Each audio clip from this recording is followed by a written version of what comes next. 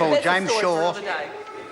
Tanakwe. The 2013-14 annual review for the Ministry of Business, Innovation and Employment outlines activities that the Ministry has undertaken supporting the government's economic development strategy of increasing deep-sea oil exploration, fracking for gas and coal extraction. This particular plank of the government's economic strategy has a number of consequences.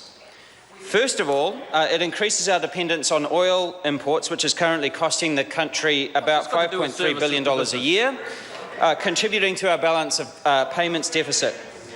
2, it decreases our resilience to global shocks, such as fluctuations in the price of oil and the risk of stranded assets. And 3, and most importantly, it adds to New Zealand's contribution to greenhouse gas emissions globally, which are, of course, in turn increasing climate change.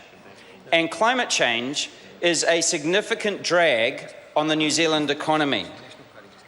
New Zealand's worst storm in 60 years in 2013 left 30,000 Wellington homes without power, some for up to a week, and set the city back $4 million in direct clean-up costs. Around the country, it resulted in over $31 million of insurance claims. But that pales in comparison to the hit that we took as a result of our worst drought in 70 years. Scientists from NIWA and Victoria University found in a peer-reviewed study that the severity of the drought was due to climate change. And this drought cost the New Zealand economy over $1.5 billion. Jobs are being lost in the tourism sector as glacier melts not just the glaciers, but also eradicates the businesses that are guiding tourists up to them. An industry that's close to my heart personally, the snow sports industry, is under threat as snow cover retreats up the mountains and the seasons are getting shorter, and this will worsen over the coming 2 decades. I note that the Minister of Tourism is completely silent about these job losses in his sector and this challenge facing this important part of New Zealand's tourism sector. We are already paying for the price of climate change. Farmers are already paying the price of climate change. Our tourism operators are already paying the price of climate change. And top Kiwi scientists are telling us that we'll be experiencing these worst ever type of events every single year.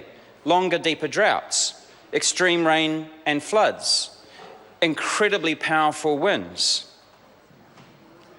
The thing is, while we're investing in sunset industries that expose New Zealand to ever-increasing risk, we are missing the economic opportunity of a lifetime.